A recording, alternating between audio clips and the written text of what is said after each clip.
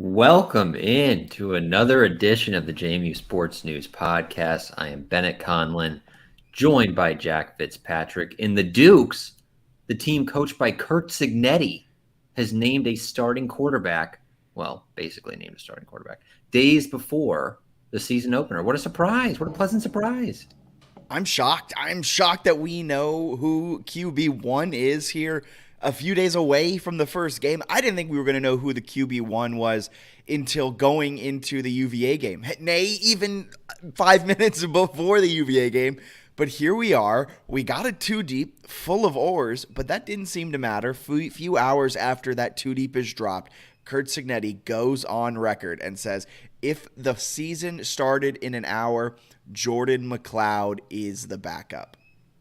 And went as far, and we'll get to this certainly, went as far to say that Alonza Barnett had separated himself significantly from the pack. So I know there was some reports there of like technically he didn't say so-and-so is starting. He pretty much did, right? Alonza Barnett is the starting quarterback. Yeah, he didn't technically say it, but he said it in every other sense of the word of saying it. He did not say Alonza Barnett is the starter, but what he did say is if the season started today, Alonza Barnett would be our quarterback. Yeah, so, and it starts in a couple days, right? I don't think you're having a QB battle 3 days before our first game. Yeah. But you know what else is happening before the first game? This will be good. I'm excited to hear what you have. Betting on sports. BetOnline is #1 source for all of your sports betting needs this season. Get the latest odds, lines, and matchup reports for baseball, boxing, golf, and more. BetOnline continues to be the fastest and easiest way to place your wagers, including live betting and your favorite casino and card games. They're all available right to play right from your phone. Head to the website today. That is betonline.ag, or you can use your mobile device to sign up today and get in on the sports betting action. When you use promo code BELIEVE, that is promo code BLEAV at sign up, you'll get a 50% welcome bonus on your first deposit. So you throw $200 in there, BetOnline will hook you up with $100 as a welcome bonus, so you get $300 to start betting with. BetOnline, it's where the game starts. Shout out to BetOnline. Shout out to Three Notched, our lovely partners at Three Notched, who I absolutely adore. You know that. They have a lot going on in Harrisonburg and just across Virginia, right? Minuteman Mondays. Woo. You've got discounted pours. You can also get, what is this? You can get $25 cases of Minuteman IPA on Monday. I got to get myself in there. That's pretty cool. That's at every Three Notch location. All day, no limit. I'm being told. Sources confirm. Although Tuesday better than Monday at Three Notch? I would argue that it is. Yeah, because I love Minutemans, but man, if I could choose, I love choosing. I also enjoy the nice choice now and again. Every Tuesday, 50% off cases of Three Notch beer in the Harrisonburg tap room. That's a really good deal, especially if you're like an upperclassman and you're probably not doing that much on a Tuesday. You know, pretty easy opportunity to get yourself in there. And then Friday. First Tap Friday, pretty cool as well. They're releasing new beers on a weekly basis, which seems impressive. At some point, I'm going to have to ask them like what the process is for that, because I'd be interested in learning more. But very cool. And they've got some local ingredients and all that good stuff. I'm stoked about what they're doing. I'm excited to finally, get ourselves there a few times this fall. It's always good to visit Harrisonburg, and their Charlottesville location is pretty darn cool too. And they're Roanoke. Mm-hmm. And they're Richmond. Richmond. But if you find yourself in Harrisonburg this football season, if you find yourself in Harrisonburg, specifically inside of Bridgeforth Stadium on Saturday as the Dukes take on Bucknell, be sure to get your hands, I'm trying to turn it the right way, on one of these bad boys as I'm holding it the wrong way. It is an exclusive can just for Bridgeforth Stadium. It's Minuteman. They're 16 ounces. They are purple and gold. You'll want to try and buy as many as they will let you when you're inside Bridgeforth. Of course, consume responsibly, but three-notched. They are hooking up JMU fans this season inside of Bridgeforth. Very cool. I'm excited about that for sure. And someone else that's hooking you up is, I don't know where I was going with that. That was going to get they're hooking us up really quick. But real quick, a word from Christopher William Jewelers. There's a reason Christopher William Jewelers has been voted best of Virginia year after year. It's not just one thing that sets us apart. It's everything. It's the selection, extensive and unmatched, with every engagement ring, loose diamond, and fashion jewelry chosen for quality and brilliance. It's the service. From our diamond experts to our master goldsmith, our team shares a passion for what they do, and it shows. It's the atmosphere, both glamorous and laid back. See for yourself why people can't stop talking about Christopher William Jewelers in Harrisonburg and Weir's Cave. Heck yeah. Are you ready to talk about the biggest news story, I think, maybe of the last 2 years of JMU football? Not even of JMU football, just like nationally. But like, this might be the biggest news. And tell me if I'm overreacting to this. I think the Sun Belt move. I was going to say, since the Sun Belt move, is this the biggest piece of JMU football news? I would say probably, given the long-term potential of naming a redshirt freshman as your starting quarterback. Yes. What is that long-term potential? Well, he's obviously a talented player, but I think the fact is that like if they retain Barnett, which is going to be an interesting storyline potentially in the offseason, and Cignetti, right, and some of the coaches, you could have Alonza Barnett as QB1 for 3 or 4 seasons, right? So I think Joshua Dixon had a good tweet that you quote tweeted. Like, he'd be a redshirt junior starting for the team when they go into Blacksburg in 2025. Like, that would be huge. So the fact that the college football playoff would expand with group of 5 access, and you have a quarterback who, by that time has probably gained significant experience, has a ton of talent and upside, you become one of the group of 5 contenders to make the playoff. Yeah, which is insane. Of course, he has to go out and play, right? He's got to go out and prove it. But by all accounts, he's very talented. Okay, so just to kind of recap, in case you haven't been following along with JMU Twitter, Alonza Barnett was named the starting quarterback yesterday. That was Tuesday. We're recording Wednesday night. So Alonza Barnett was named the starting quarterback yesterday without being officially named the starting quarterback. Here's the thing, though. He's been the QB1. I completely lost my train of thought there. He's been the QB1 since the second day of fall camp, essentially. Yeah, so Curt Cignetti says, we'll have to get into a lot of these quotes. Curt Cignetti says that on the second day of fall camp, Alonza Barnett took the snaps with the first team offense, and he has not relinquished that like QB1 duty since. So we were the reporting was like it's a back and forth, highly competitive battle. Doesn't really sound like it was. Kind of sounds like Barnett won the thing pretty immediately. Yeah, it sounds like this. I mean, it's kind of what his head coach from Grimsley High School, Darryl Brown, said in that interview we had, where he was like, if you let Alonza onto the field, it's going to be hard to get him off. And that bore out to be true as you put him on the field with the ones. Apparently it was so hard to get him off that he's essentially been the QB1 since the second day of fall camp. And kind of my questions, and I want to get your take on this. Do you think that means Jordan McLeod has just been taking snaps with the 2s? Or do you think that means Jordan McLeod just didn't get pure 50-50 splits with the 1s? I I bet he was getting some reps with the ones. McLeod, at least occasionally. I'm sure they gave him some looks in the spring. Um, I think maybe I don't know what the right word would be, but something that's kind of gone under the radar is that Dave Riggert's mentioned this in a few interviews with Noah Fleischman of the DNR. Apparently, at some point at the end of the spring, Cignetti had mentioned that Barnett was ahead. That was never really reported. Yes. At the end of the spring. At so all. I like at all. Which makes sense though if that was known, because I got to say I was wrong. I mean, yeah, we were both wrong. Yeah. We were both wrong, and I think we should mention that right off the jump. Big time. Where I mean, I think my take, not to like be like my take was worse than your take, but I think my take was worse than your take, and I think I'm in Connor Mitch territory because I said Jordan McLeod was going to win the job and then win Sun Belt Offensive Player of the Year. That's looking a little rough, but it makes sense on how the spring game was being reported. If you remember back to that game, the coverage around it was a little skewed towards Barnett and like anti-Jordan McLeod.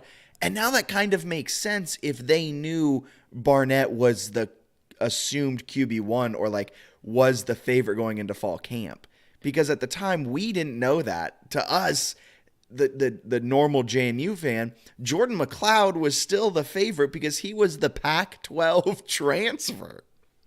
It's still surprising to me because I assumed that even when I had heard that comment at some point in the summer that Dave Riggert had mentioned that he was high on Barnett coming out of the spring, I kind of assumed McLeod having more time in the offense would give him a chance to end up being quarterback one. So I was surprised still that it ended up sort of flipping there where he's QB2, Barnett's QB1. Very surprised that there's a significant gap, but it's got to mean that Alonza Barnett is like an elite level talent, right?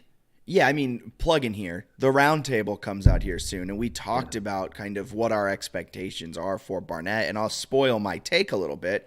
I think this means he's elite. I think this means he may get national recognition fairly early on in this season. If the Dukes go out and win every game to start the season, they make it to October and they're undefeated and they're getting ranked, there is a strong likelihood he is the only freshman/redshirt freshman as the starting quarterback for a nationally ranked school. You talked about it. I've tweeted about it a ton because I think it is an absolutely phenomenal stat that you found.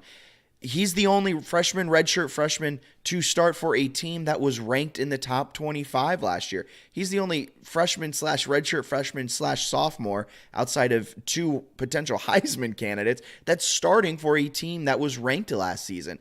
This is a kid that has the potential to be extremely elite, and this means that he is elite if he's able to beat out Jordan McLeod, apparently beat out Brett Griffiths too, and apparently Billy Atkins has a good arm, according to Kurt Cignetti. But, like, it means this guy's the best QB in this room, but it also means he's lined up to be fantastic down the line.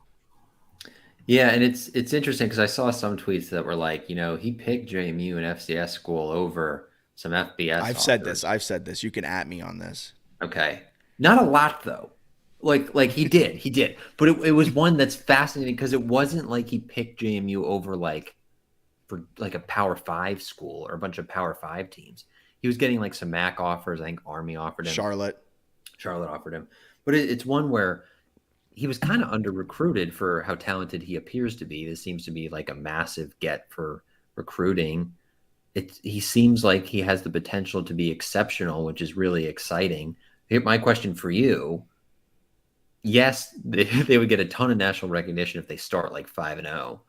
Any concern about the fact that they're going to go into UVA with him having never thrown a pass against an FBS team?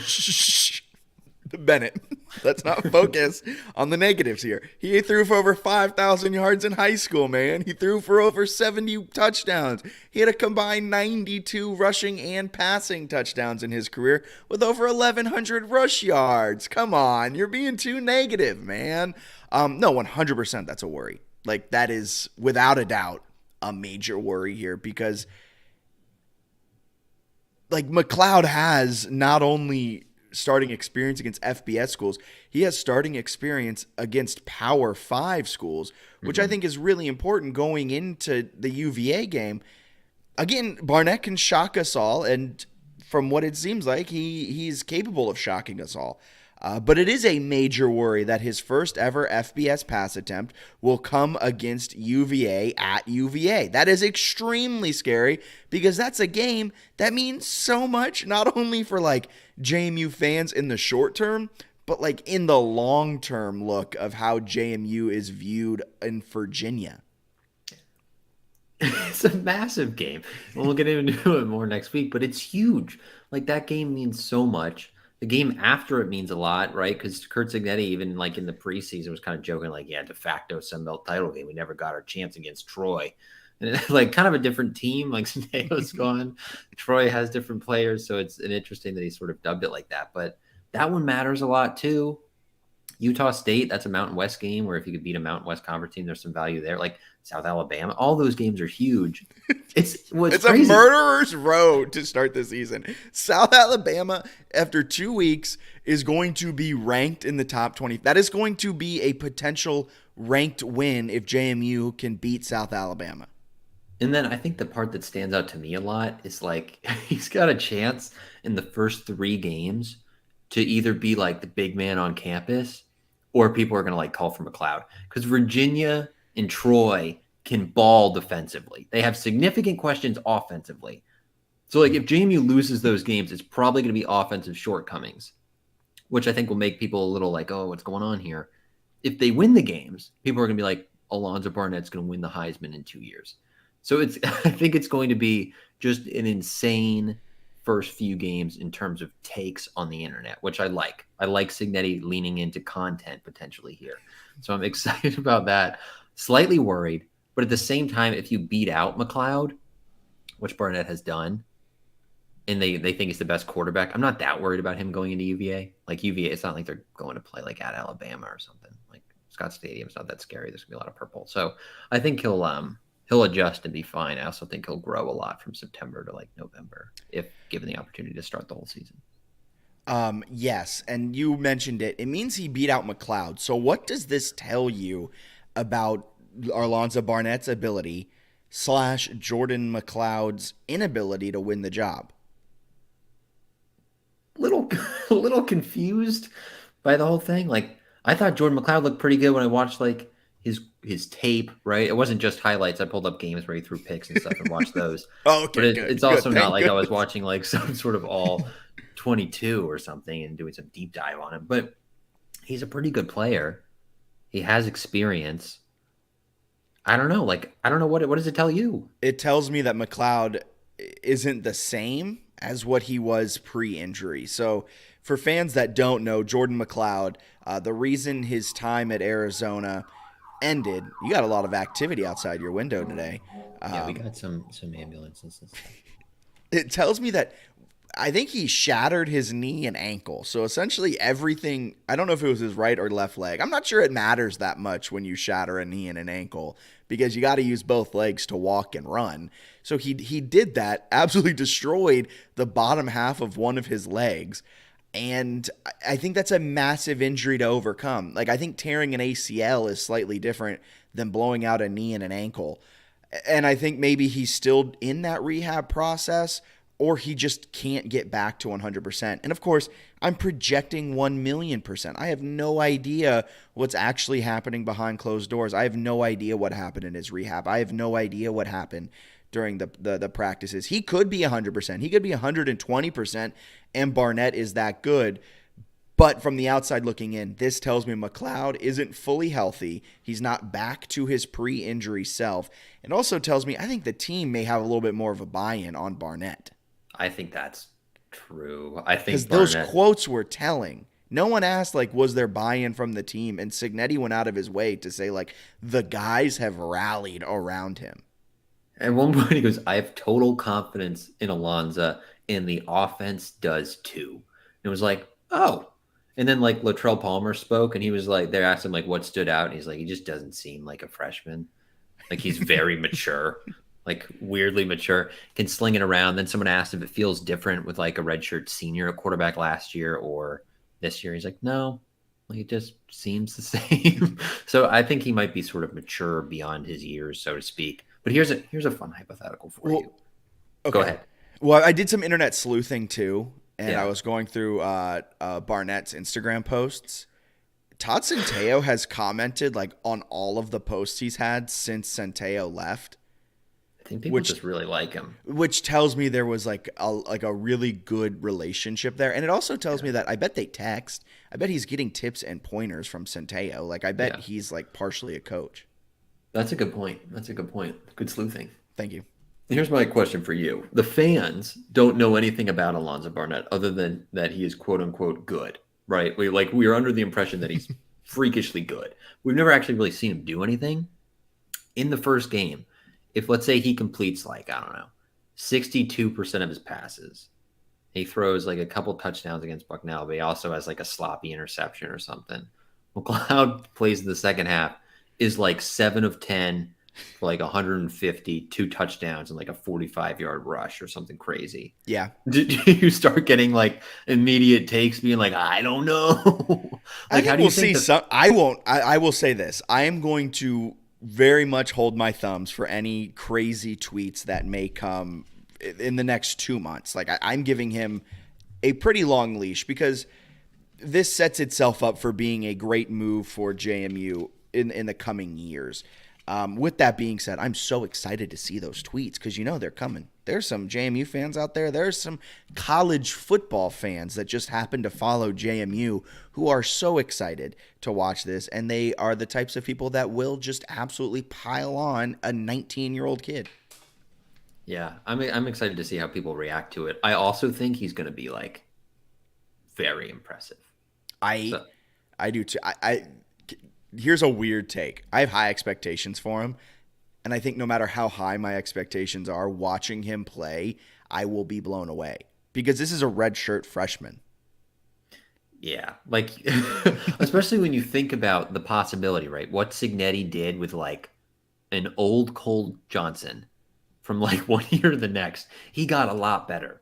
So if you think of Barnett in this system, That's and yeah. again, it's going to be hard to like retain all of it. But if you keep Cignetti and you keep Barnett for like the next 3 years, again, kind of a hard ask. But if you do that, the potential for the program Well, is rather exciting. here's a take, and I don't want to get off on a bunch of tangents because I have a couple other points I want to hit on McLeod before we get into too deep. But does it impact him that much? Zach Wilson became the second overall pick going to BYU. And I'm not saying JMU is BYU, but Carson Wentz went second overall going to an FCS school.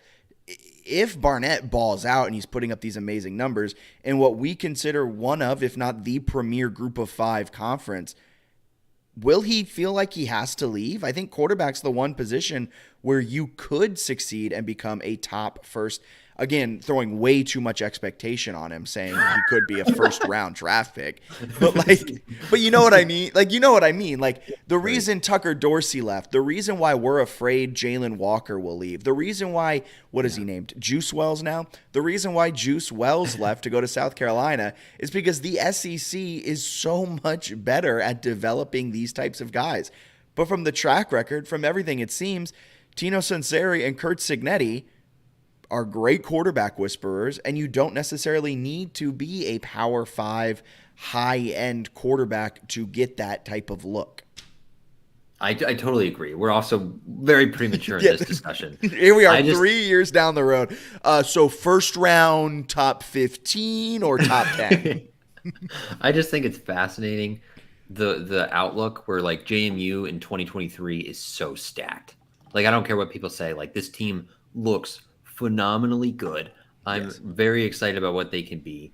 They're on a great trajectory. The challenge is at the group of 5, keeping your best players, keeping your best coaches and your head coach. Like so there are a lot of challenges there that kind of could go up and down. But if Barnett is in the offense for multiple years, it's going to be absurd. I think it has a chance to be special this year because the offensive line is stacked. The running back room is good.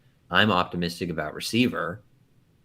And the defense is good. Like he doesn't have to be the best player in the Sun Belt for JMU to win 10 games. He just needs to be efficient. He could be 50% of what Centeio was, and I think this team will be able to win at least 7 games.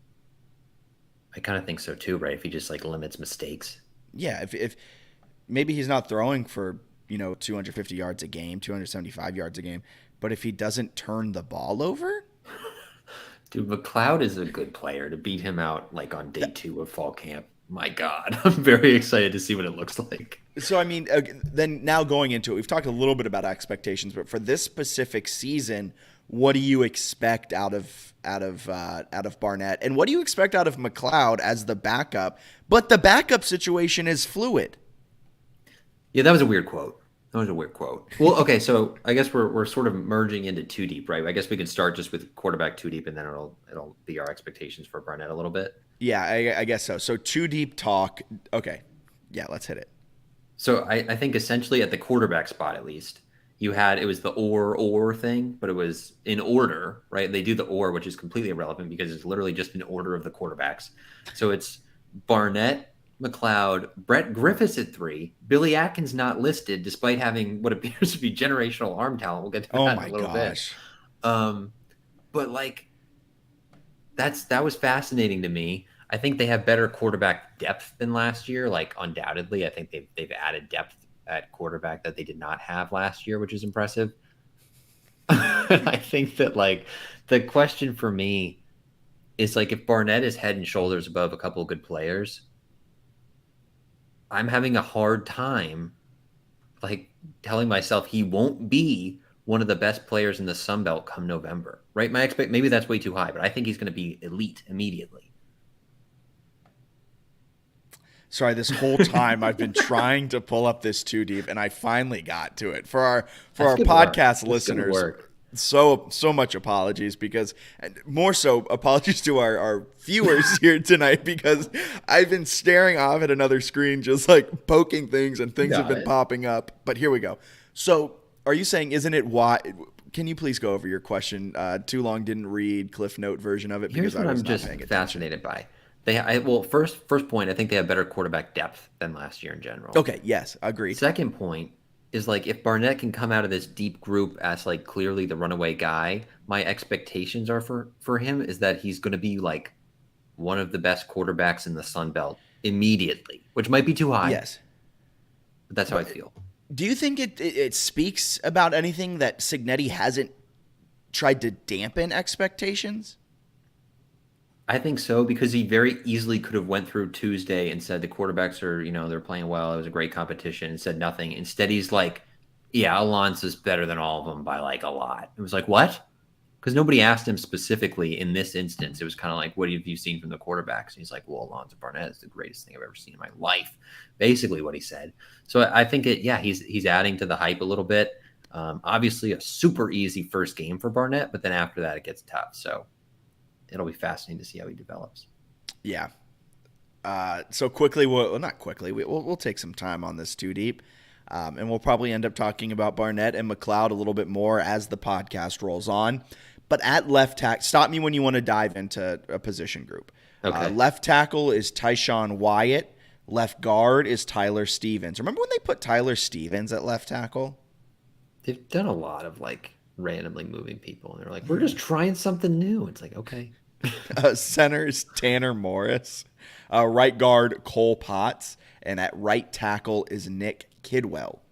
Okay. Offensive line. Not a ton stands out to me. The only point that I would make that I thought was interesting was Aaron Gunn, the Louisville transfer, who we hadn't really heard anything about, is Kidwell's backup at right tackle. So it sounds like that seemed to be a nice portal addition. Yeah. Aaron Gunn, redshirt sophomore, so you got a good amount of eligibility left out of him. Nick Kidwell, a redshirt senior, so shapes up well for 2024 and beyond. One more point that I got off my annual tweet of their average size, which is my favorite thing to do and the least relevant thing you can possibly tweet, but I do it every year. 6'3.5", basically 311 pounds. These are some big boys. 311 pounds? Tyshawn Wyatt at 325 really beefs up that line. I also love that they have Wyatt as I feel like sometimes you'll see heavy guards. But maybe that's wrong. But to have both your tackles as your heaviest offensive lineman, it kind of cracks me up. But pretty cool. Well, I think it, and I'm getting, this might be a little bit too much inside baseball type of talk, and I may be completely off base. But from what I think if you have heavier tackles, you want to run a little bit more outside zone. That sounds right because you can So really, maybe a little yeah. bit of a change because typically Cignetti likes to run inside type of stuff between the tackles, inside, but like off the guards, where now your biggest guys are your tackles. That also just could be because your tackles are your best players and like they have I think that's NFL part of it too. aspirations. And Tyshawn Wyatt at 6'4", 325 is an NFL prototypical tackle size. Yeah. So Okay. QB, we've talked about it. We'll talk about it more. Running back, it's Kalon Black listed at number 1 with Latrell Palmer or Solomon Van Horse as the running back. No Tyson Lawton. Bennett, do you care to explain?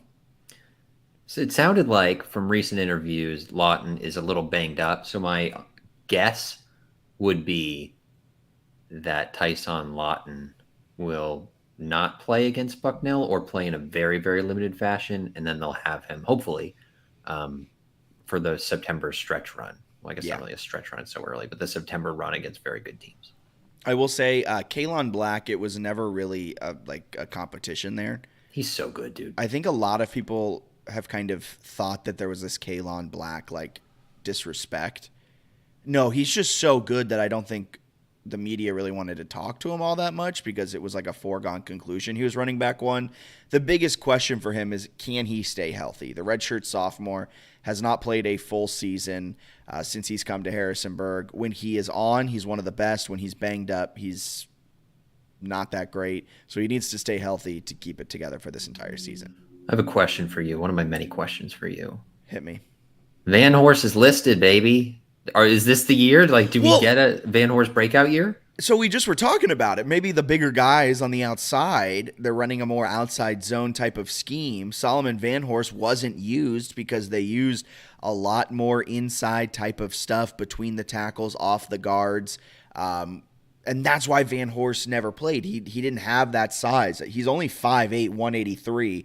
The other 2 running backs are 215 on average. Kalon Black's 210. Latrell Palmer's 220. So Van Horse doesn't fit that type of ground and pound, 3 yards in a cloud of dust type of play style that Cignetti wants out of his running backs. But maybe they're going to a little bit more of an outside zone type of stuff. We also could be reading way too much into it because Tyson Lawton is hurt. But also there's an or, which means he could be the second. I hope he gets some run. I really do. All right, so wide receiver is Tajee Hudson with Elijah Surratt as the backup to Tajee Hudson. And wide receiver 2 is, or wide receiver, 2, is Reggie Brown with Maxwell Moss behind him. And Phoenix Sproles as the slot with Ymir Knight, the freshman. Yeah, are you surprised at all by how young that group is? No, because we kind of, are they that young? I mean, 2 redshirt seniors and a redshirt sophomore as the starters. I mean, is that young, Bennett? Jeez Louise, man. The entire group of the 2 deep. So Surratt, Moss, Knight. Well, I think, didn't we anticipate Dollison getting in here? I thought Dollison. I thought Dollison because McLeod. They both are USF transfers and played together at USF. I thought there'd be a little bit of a connection there. He can hit 22.7 miles per hour on the catapult or whatever. He's doing that on the sidelines. Like, I don't know. It's surprising to me. Come for Alonza Barnett during the first half. Stay for Dollison on the sidelines running really hard at half. Good sign, I guess, with Moss and Knight, though, right? The true freshmen already getting in there. Apparently, they're pretty darn good. I'm fascinated by what the receivers look like, and then also Hudson, who has 1 career catch, being apparently very good. Let's see what that looks like. I'm also very interested because how will this position shake out throughout the season? Yeah, barring injuries, will this be the same 2 deep we see in a month? This one seems like, right, you can have the most fluctuation where a couple practices or games and some game week practices, other guys sort of shift maybe with the freshmen or whatever. We'll see. So tight end, it's Zach Horton, Kai Wright, and Taylor Thompson. That seems normal. Or Taylor Thompson. So I think that makes sense. What we expected, right? I think Taylor Thompson, we've talked about it at length. He'll be used more as a receiving tight end. Defensive end, Mikel Kamara, backed up by Abi Nwabakuakonji. Nose guard James Carpenter, backed up by Emmanuel Bush. Defensive tackle Jamri Croma, backed up by Tyreek Tucker. And defensive end Jalen Green, backed up by Mikel Kamara. Any surprises here? Maybe concerned about depth? Yes, that's it. Ding, ding, ding. I'm fully on board with that. Yeah, this is one where, like, you know, what would have been cool if Isaac Ukwu stayed. Like, it's just tough with you got.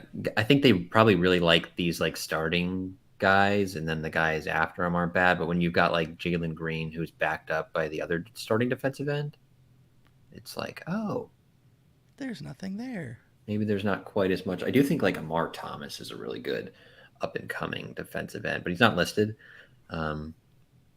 So I don't know. We'll see. We're gonna see like every player on the roster against Bucknell. So I'm gonna try to pay close attention to like who subs in after these guys.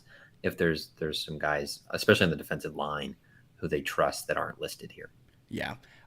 That's what stood out to me the most. Kamara being the backup to Jalen Green on the opposite defensive end side. That is very worrisome because Kamara didn't play a full season last year. He did get injured. Granted, he's only a redshirt sophomore, so his career is very young, and it's too early to say that there are injury concerns around him. But it is worth noting that he hasn't played a full season. Yeah. That is a big thing, and he's being heavily relied on as both a starter and essentially a depth piece. Yeah, that's a tough one because they didn't bring in any notable transfers. Quick aside for everyone that wants a peek behind Bennett and I's life.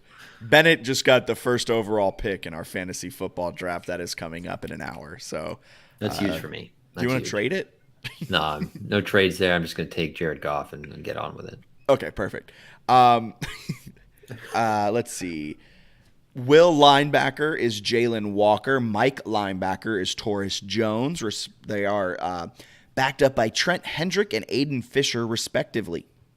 Possibly the most like boring camp positional battles. Like the two deep has been set, I feel like, for like 6 months at this position at linebacker. Yes. No surprises. Rover, Jarius Reminique. Yeah. Or Chris Chukwinecki. Uh-huh. Chris Chukwinecki was the starting Rover a year ago, I think, right? Or did they switch throughout the season? They switched a lot. This is like this whole thing with the safeties where it's like we got 8 of them, and it's like, well, who do you want to play? Yeah, so I'm going to skip over the corners for right now. We're going to stick with the safeties. Jacob Thomas or Francis Mihan as the safety, the strong safety, and then the free safety is Cheese, Surratt, or Q Reed. Can you imagine? Who's Jacob Thomas? Where was that name, right? That came out of left field. It was just like, yeah, we have all these veteran safeties, but Jacob Thomas is better than them. It was like, I didn't know much about Jacob Thomas. I didn't know we had a Jacob Thomas on the roster. I was honestly reading this too deep, and as I'm going along, okay, that makes sense. Reggie Brown, yep, all right. Devin Coles, oh, that's a little interesting, but all right. Chauncey Logan, cool. Jalen Walker, awesome. Taurus Jones, cool. Jacob Thomas, sophomore. Who?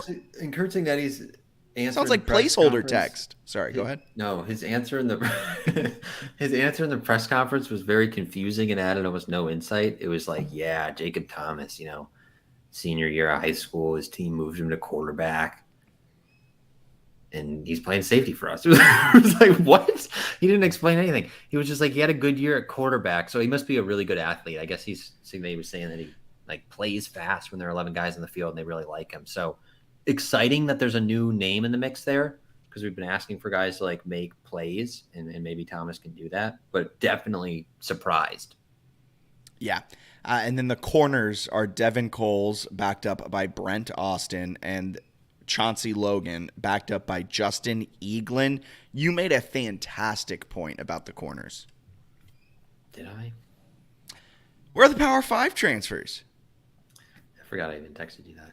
Yeah, it's like, well, they brought in all these Power 5 transfers, right? I feel like in the offseason we were being told about Trayvell Mullen and how he's like this Indiana transfer with a ton of potential, and every family member he's ever met and every cousin he's ever met plays in the NFL. He's not on the two deep. That was interesting, right? Meredith, NC State transfer, and then Antoine Booth, Michigan State transfer. Neither of those guys who came in last season, I guess. This is their second year in the system. Okay. Neither of those guys are on the two deep. Booth looked like there were a bunch of camp videos where he wasn't in pads. So when he talked about soft tissue injuries, I think Booth probably falls into that camp. But interested because it's like you brought in some of these guys with good, high school pedigree that haven't really broken in. I'm still concerned about the secondary, to be honest. I am too. And then even like Logan, who's like a super good, Chauncey Logan, a super good player, Heisman candidate, a few people are saying, backed up by Justin Eaglin, who's never played in a game. Yes. And it's another one where it's like, oh, like that. Not that he can't handle that, but like there's some decent receivers that JMU is going to face in September and beyond, where like it'd be hard for someone who's never really played, and he'll certainly play against Bucknell, but someone who's never really played to come in and immediately be like, yeah, we're putting you on an island against like a 6'4" UVA receiver. Yeah, and because when you're talking about corners, like cornerback 1, Coles, cornerback 2, Logan, they are going to play 95% of the snaps.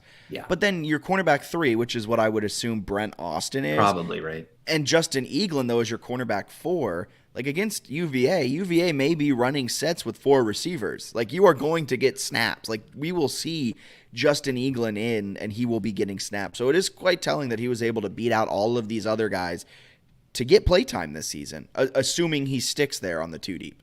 Yeah, that'll be fascinating to keep an eye on. Was kind of hoping my guy D'Angelo Pons would break in, but in due time, the deep end will arrive. All right. Special teams. Punter is Ryan Hansen. Place kicker is Camden Wise. Kickoff specialist is Connor Madden. Long snapper is Caden Schickel. Did I get that right? Yes. I did. I like how they had the pronunciation for Caden and not Schickel. All right. Holder, Ryan Hansen. Kick returner is Van Horst. Punt returner, we're running it back with Surratt. Need to see a little more in the return game and special teams in general, but excited. Kind of hope that the drive at some point stalls and they can get Camden Wise like an easy field goal against Bucknell to just start the confidence. Because he was a lot better at the end of the season than he was at the beginning, and I think he would probably benefit from like just a really nice opener. I would agree with that. Also, I want to float this theory now. If the UVA game is close, Camden Wise, a kick to win, playing for JMU, his hometown is Blacksburg. I would like that storyline very much. Like maybe he rooted for the Hokies as a kid. Now he plays for JMU, takes down UVA. That would be hilarious to me. So I'm putting that into existence now as a possibility. All right, I like it. I dig that a lot. Do you want to move into what's next on our docket for the day? Why not? All right. It's time for the best segment of all JMU-focused podcasts. It's time for the Sunbelt Weekly Pick'em. After a long time away, this amazing segment is back. This segment has brought you so many memorable moments, including Bennett winning it every single year. I didn't even keep track of it last season because we forgot it on half the weeks, and the other half of the weeks, Bennett destroyed me. But this week, this year, I'm back. I'm ready to destroy you in the Sunbelt Pick'em. This week, we got a ton of Sunbelt teams going up against FCS schools. Did you know the Sunbelt holds the longest conference win streak against FCS teams in the nation? I did not know that. I just saw that stat today on Twitter. X. So therefore, it must be true. You ready to get this bad boy going? Hit me. Week 1, Game 1, Thursday, tomorrow night, Rhode Island, Georgia State. Who do you got? Love this game for Georgia State. Bounce back win over, what are they, the Coastal Athletic Association? Have they rebranded yet, the CAA, or are they still? Oh, that's right. The CAA rebranded to be the Coastal Athletic Association. So you're going Rhode Island? No, I'm taking Georgia State in a comfortable win. Yeah, I think Georgia State is going to really make their presence known on the national stage, the FCS national stage, that is, with a beatdown of Rhode Island. Next up, Arkansas State against Oklahoma. Yeah, I think Oklahoma is going to win this one. Arkansas State, it would be nice to see the program show a little life after being a darn good Sun Belt team a few years back, but I don't think that starts on Saturday. No, I think Oklahoma blows them out, and it is a sad time. Next up, it's Gardner-Webb at App State. App State should win this one. It'll be their third FCS win over the last 2 years. Nobody loves playing FCS teams more than App State, keeping themselves out of bowl games with these moronic schedules. Good for App State. I think they win, though. Do I do the stupid pick here and just to rub it in App State? No. Ryan Berger just named the Mountaineers head coach. Just named the Mountaineers. I'm worried about Barnett now. They got a special redshirt freshman in Boone if he's doing a player coach situation. Ryan Berger just named the quarterback one. He'll get it done against Gardner-Webb.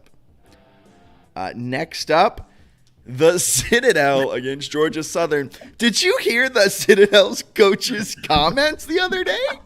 Just putting his team on blast. This coach, if you haven't seen the clip, you need to hunt it down because the coach just goes, "We're not good at football. We don't have any answers. We're not good. We're not ready to play a football game because we just aren't where we need to be because we're not good. Too many people have told us we're good when we're not." Like a 3-minute rant about being bad. It was an all-timer. I don't think that helps the Citadel get this win, and I think Georgia Southern wins. I think Georgia Southern wins, and the Citadel parents stop feeding positive press clippings to their kids. What a quote. Bucknell at JMU. That's a great question. I think JMU wins this game by a whole lot of points. I agree. I have JMU scoring the most that they ever have under Kurt Cignetti. Yeah, that's impressive. I like that. Thank you. Albany at Marshall. Marshall. They've got a, and now I have to look at, it's Reese Poffenbarger is the name of Albany's starting quarterback. To go from Jeff Undercuffler to Reese Poffenbarger is elite level recruiting, but I still think Marshall wins this one. Yeah, good for them. I'm also on Marshall. I think that defense might be really good again. Yeah. Alcorn State, Southern Miss. Wow, there are a lot of games on the docket. Yeah, not a lot of great ones. I like Southern Miss in this spot for sure. Although I'm pretty sure Alcorn State is one of the like 700 teams on the 24/7 Sports talent composite rankings ahead of JMU, but we'll throw that out and go with Southern Miss. Yeah, I think Southern Miss too. Apparently, some people are saying that they may be sneaky good this year in the West. People are saying that. Is it true? I don't know, but I've heard it. Yeah, I don't know. Texas State at Baylor. Texas State's going to run a fun offense.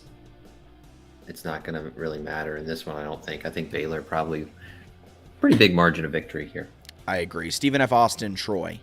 Troy gets themselves ready for Kansas State next week with a nice little tune-up. Yeah, the Fighting Troy Boltons are going to do what they want to do against the Lumberjacks from Stephen F. Austin. Army ULM. This one actually is quite interesting. A little more interesting here. Army's still like a 10-ish point favorite, so I'm going to go ahead and take Army here. Safe play early, try to get a lead in the standings here. I'm going to go Army as well. My strategy for this entire season is just to pick the exact same game as you. The exact same winner, and so no matter what, I can't lose. No, I think Army wins. I think Army is a lot better than ULM. They're not supposed to be good this year. South Alabama, Tulane. We may have different picks for this one. This is my favorite game of the weekend. Like in the Sun Belt, certainly, and maybe one of my favorites across the country. A couple of great Group of 5 teams. I think South Alabama is going to upset Tulane. No! I think Tulane's slightly overrated. I like South Alabama a lot. I'm going South Alabama too. I love the Jaguars. I think they may win the Sun Belt this year. Yeah. I'm really bummed you picked them because I thought this is where we would be different, and I thought I would take the lead here. ODU, Virginia Tech. Yeah, it's a sold-out night game in Lane Stadium. ODU has a horrendous-looking roster on paper. They're moving to this up-tempo offense, which to me sounds like they're going to have some really, really sped-up 3-and-outs on Saturday. I think they're going to get demolished. I think it's going to be ugly. Virginia Tech by like 30 plus. I think it's going to be terrible. Yeah. Louisiana, Northwestern State. Louisiana should win that one. Another team like Southern Miss, people were saying could be a little dangerous in the West. I'm going to agree with you on that as well, just because I don't see Northwestern State doing anything to upset the hierarchy of college football. Coastal Carolina at UCLA in Pasadena, California. UCLA is talking about running like a bunch of quarterbacks out there, which is kind of confusing. They may have switched off that. Coastal Carolina is like a 2-touchdown underdog, and I know in the back of my mind, like, they're still frauds. I don't care. I'm taking Coastal Carolina in To the win? upset. I love Grayson McCall. I love this kid. I think they're going to find a way. If they can get anything going defensively, and they have a new defensive coordinator this year, I think they can get it done. I think the offense is going to be phenomenal. That's insane. I think Coastal covers. I think UCLA wins. I think Coastal Carolina wins this one. Sunbelt, huge week for the Sunbelt with wins over Tulane and UCLA. Wow. All right. Well, that brings us to the next fantastic segment. You ready? For a little news or snooze on this Wednesday night. Presented by Christopher William Jewelers. Do you have 3 quotes ready? I do. Okay, hit me. Okay, news or snooze? First one, we'll lead with a good one. Kurt Cignetti, we've already kind of talked about this. Alonza has separated himself from the pack, pretty significantly. Always was a talented guy. It was just a matter of when everything would click. I just want to say with this quote, hilarious to be like, just a matter of time for him. It's like, it was pretty quick. Like, it clicked very quickly. It didn't. Did you expect him to be a true freshman starting last year? We were just waiting for this kid to figure it out. That's a quote you say to a redshirt senior. Yeah. When's it going to click for Cole Johnson? Right. I think that's a newsworthy quote. I think the reason it's newsworthy is it is saying that this wasn't a close competition. There was never really a point Jordan McLeod had a leg up over Alonza Barnett. It was always Barnett, it seems like. And not only did McLeod never really close the gap, Brett Griffiths never closed the gap. Instead, Alonza Barnett just continued to get better and better and made that gap larger and larger. And hearing that tells me that Barnett should be good. There should not be a drop-off from quarterback play a year ago to this year. Yeah, fascinating stuff there. I agree that it's news. All right, number 2, short one. Latrell Palmer, JMU running back, said that Ymir Knight, he said this of Ymir Knight, true freshman wide receiver, is going to work sort of in a little slotty role as a backup. He kind of reminds me of KT, referring to Chris Thornton. Okay, snooze. Okay, that's a fair snooze. I think I'll snooze anytime a player talks about like a former player, like they remind me of this person. Like, I don't know if you saw the quote making the rounds from Willie Snead, but whatever team he's on now, who's he on? He was talking about like a young quarterback and goes, he reminds me of a young Drew Brees. And everyone was like, what? And then they dug up a quote from Willie Snead like 3 years ago when he was on the Ravens talking about Lamar Jackson. And he said, quote, he reminds me of a young Drew Brees. Oh, he just says it about everybody. Snead's a big Centeo guy. Willie Snead? Yeah, I think they have some workout connection. How do you know this? He had a tweet in the offseason that was like, it's ridiculous that Centeo's not on a roster or something. I was like, probably because Todd Centeo reminds Willie Snead of a young Drew Brees. Drew Brees. That's interesting. That's a fair snooze. I'm excited for Ymir Knight, though, in these freshmen. I want to see what he looks like on the field. But I agree that probably a little early to start comparing him to Chris Thornton, who was the most reliable receiver on the team last year. Okay. Here's the last one, which I love. This is probably my favorite quote of the week from Kurt Cignetti. Billy, referring to Billy Atkins, Billy has always been, from an arm talent standpoint, as good as we've ever had in the program.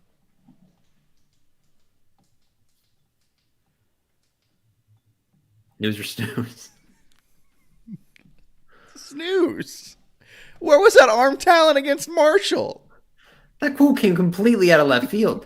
He talks about how Barnett's great. He praises McLeod for his experience and his ability to process defenses. Said Griffiths progressed well, and then he goes, Billy Atkins has the best arm talent of anyone ever in the program. Wow, that's a big quote and kind of stunning for him to be QB4.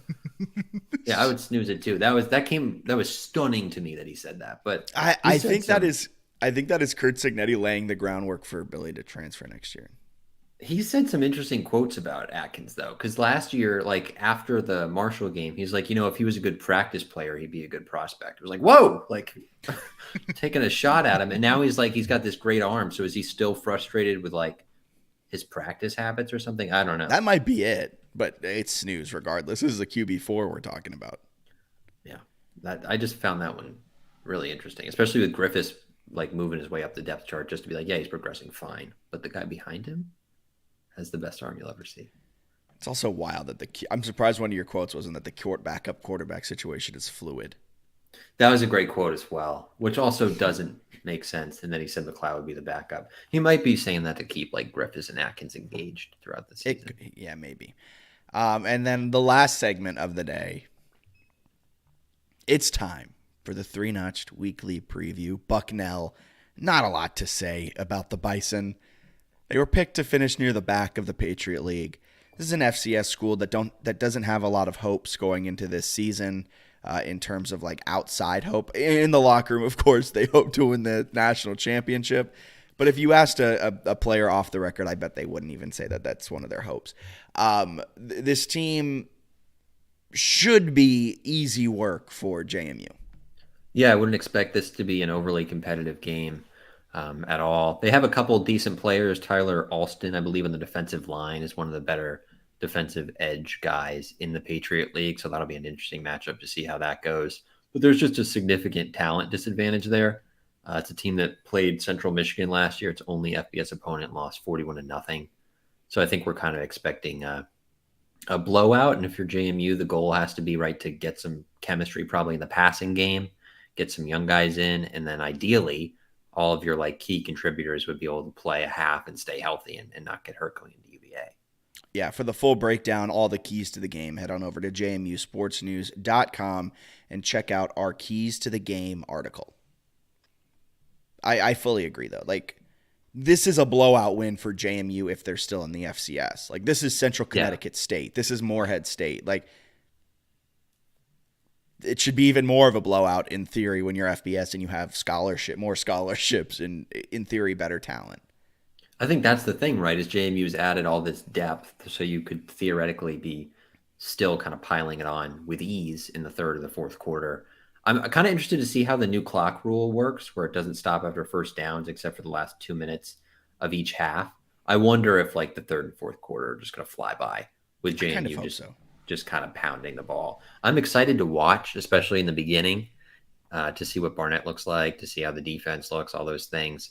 But it's one that just don't make any dumb mistakes. You should be able to kind of dominate this game the entire 60 minutes. Yeah, I'm excited to drink my Minuteman beer and enjoy a great game. Can't wait. Anything else you want to add? Quick Olympic sports love. Hit me. Quick one. Men's soccer. They're Ranked 17th after beating UCLA. And I think the thing that kind of stands out, which is fun, I'm always impressed when the Olympic sports teams host those kind of schools. Beating UCLA and Harrisonburg is just a cool thing to process. It's a Pac-12 school came to Harrisonburg and JMU won that match. That's pretty cool. Didn't they beat the number one overall team in Harrisonburg a few years back too? Yeah, Wake Forest came to town, right? And they were cut them down. So they've got some fun ones. UVA. Oh, I did want to say this. I was looking at this week and getting way too ahead of myself, but exciting. The men's soccer team, next 3 matches, Radford, Gardner-Webb, Mount St. Mary's. You would think they could win all 3 of those, right? Be 5-0. On September 12th, they host UVA. So they could beat UVA in football and in football within a 4-day span. How fun would that be? That's a perfect tweet. I'm firing that thing out like you wouldn't believe if they get that thing done. So I'm excited. I've got that on the radar already. Love it. Anything else you got to add? Volleyball started their season. Yeah, I think in the new convo. 2-1. I know some people, I saw some concerns over them losing to Ohio. Ohio looks like they're probably one of the better teams in the MAC, so it's fine. It's early.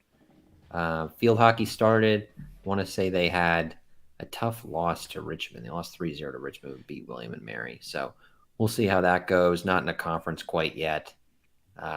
What else we got? Women's soccer, they actually look decent. They tied Maryland in their most recent outing, have a couple wins, lost to Virginia Tech 3-0, but other than that, have shown some good signs, should contend probably for a Sun Belt title. Some good early signs. Love it. For Bennett Conlon, my name's Jack Fitzpatrick. This has been the JMU Sports News Podcast presented by BetOnline.